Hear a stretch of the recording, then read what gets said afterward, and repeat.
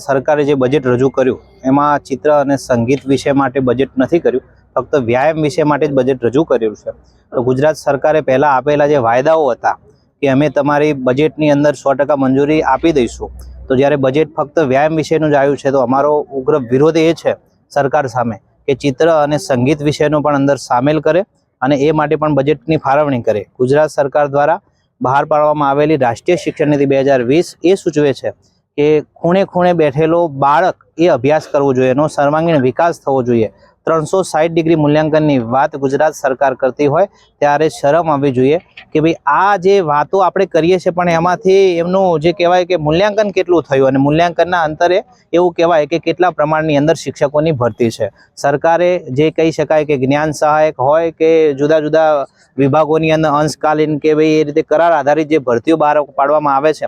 સતત પરીક્ષા પાસ કરેલા ઉમેદવારો પણ છે કે જેમને આ જ્ઞાન સહાયક યોજનામાં કે ભાઈ આ તો વૈકલ્પિક વ્યવસ્થા છે, પરીક્ષા પાસ કરેલી છે, વૈકલ્પિક વ્યવસ્થા રાખવા માટેની કોઈ જોગવાઈ હોતી જ નથી। એમને પરીક્ષા પાસ કરી મેરિટના આધારે તમે લો છો અને પછી જો નથી મળતા તો હમણાં જ પણ મેં જોયું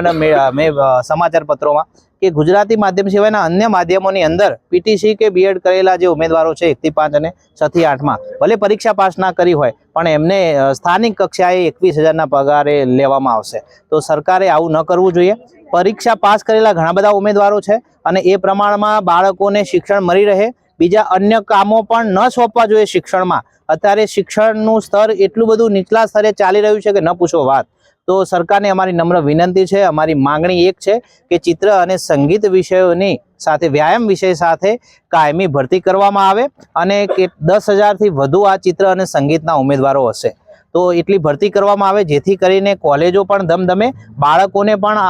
જે અત્યારે દૂષણ સમાજમાં ચાલી રહ્યા છે દૂષણો અટકે, મોબાઈલથી બાળક દૂર થાય અને આ વિષય સાથે જોડાય એ અમારી મુખ્ય માંગ છે।